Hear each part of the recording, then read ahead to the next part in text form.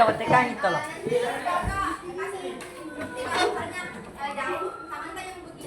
Jauh dari tangannya teman yang saya bilang dekat, kasih dekat sama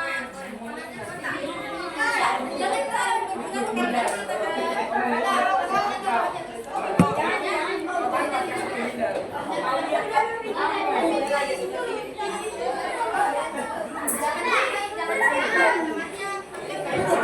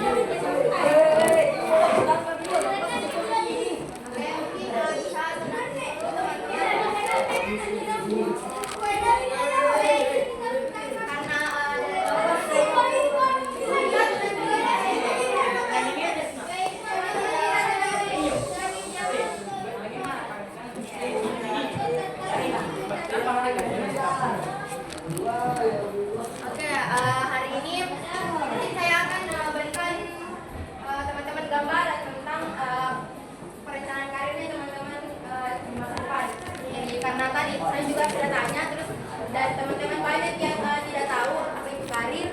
Jadi mungkin kita masuk saja nih.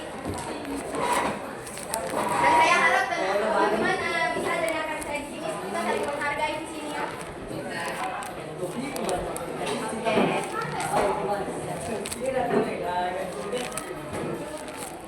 Tapi sebelum masuk ke materinya, mungkin ada beberapa, saya akan menjelaskan beberapa mengapa perencanaan karir itu penting bagi teman-teman. Yang pertama, supaya teman-teman itu bisa mampu mengenali potensi dirinya teman-teman, apa yang teman-teman sukai, minatnya, sama kemampuan yang teman-teman miliki. Terus yang kedua, supaya teman-teman juga bisa mengeksplorasi cita-cita. Karena kan pasti teman-teman tahu ya, cita-cita yang mau gitu pasti dokter, polisi, ya kan? Oke, mungkin kita masuk saja ke materinya.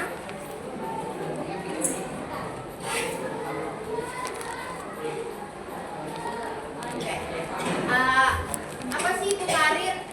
Tahu ada dari teman-teman yang tidak tahu? Ada yang tahu? Ya, kalau coba lagi namanya dong. Lupa. Kau.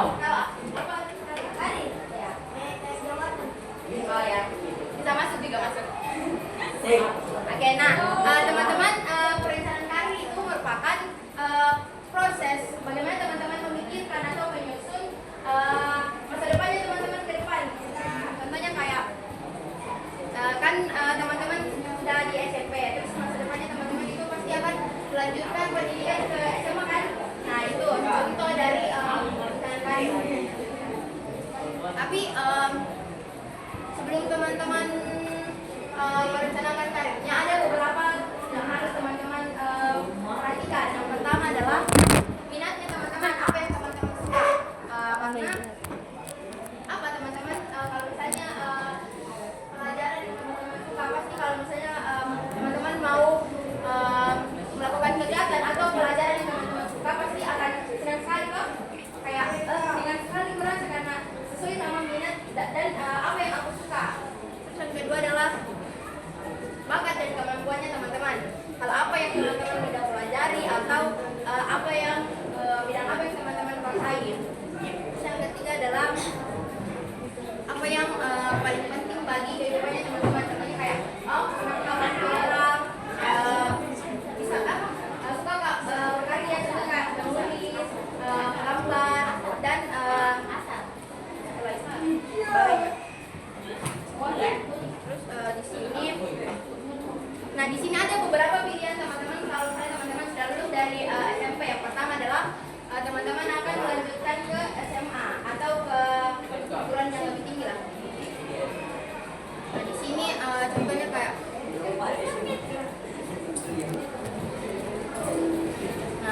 di sini bukan cuma teman-teman lanjut ke SMA saja, tetapi ada sekolah kejuruan kayak SMK.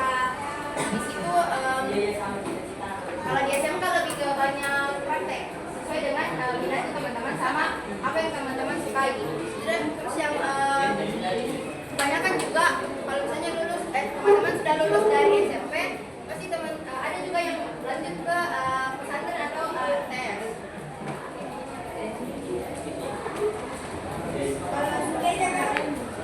Nah, bagaimana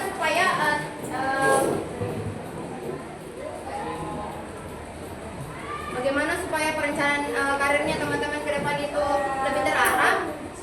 Bisa teman-teman rencanakan secara spesifik. Kayak contohnya kayak cita-citanya teman-teman itu harus terarah. Contohnya tadi kayak apa tadi yang mau jadi tentara, damkar,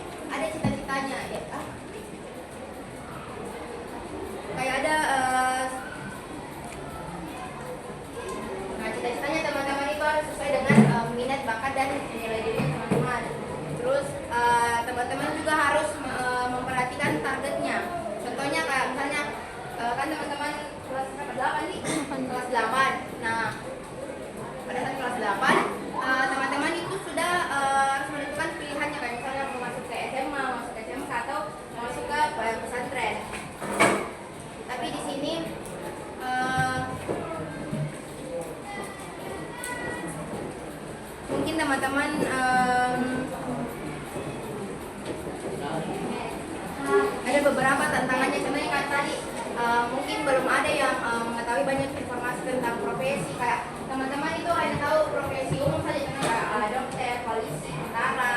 Nah itu mungkin salah tantangannya. Terus solusinya adalah mungkin teman-teman bisa bertanya kepada guru BK atau orang tua atau kakak kelas tentang berbagai profesi supaya teman-teman tahu juga banyak profesi ke depannya. Terus mungkin teman-teman juga pasti ada yang masih merasa bingung karena mungkin banyak minat. Maksudnya adalah mungkin teman-teman bisa ikut ekstrakurikuler atau kegiatan yang sesuai dengan minatnya teman-teman untuk menguji dan lebih kembangkan bakatnya teman-teman. Atau ada di sini yang kurang percaya diri atau takut bermimpi terlalu tinggi, mungkin bisa dibaca buku atau mencari informasi tentang profesi yang teman-teman minati. Nah di sini saya ada tips sukses untuk bagaimana teman-teman menyiapkan cita-citanya ke depannya. Yang pertama adalah teman-teman kenali diri lebih dalam, kayak lakukan refleksi rutin tentang minat dan kelebihannya teman-teman.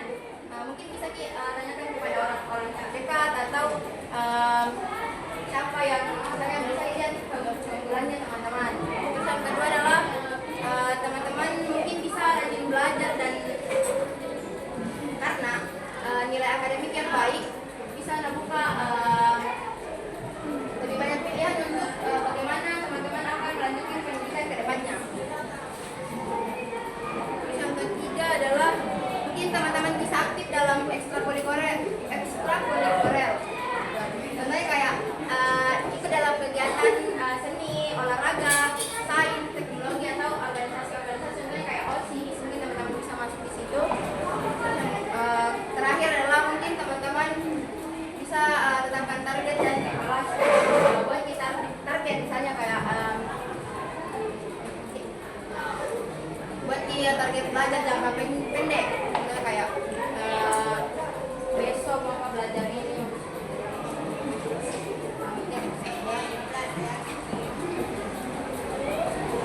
Oke, mungkin itu saja yang bisa saya sampaikan kepada teman-teman. Di sini ada satu lagi game tapi berpasangan.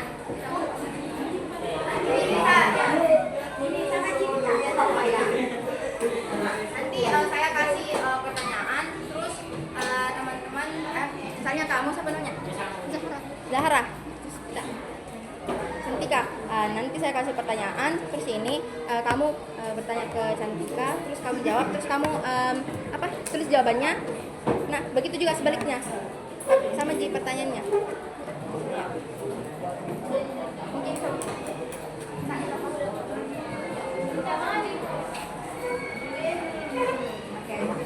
ada pertanyaan dua.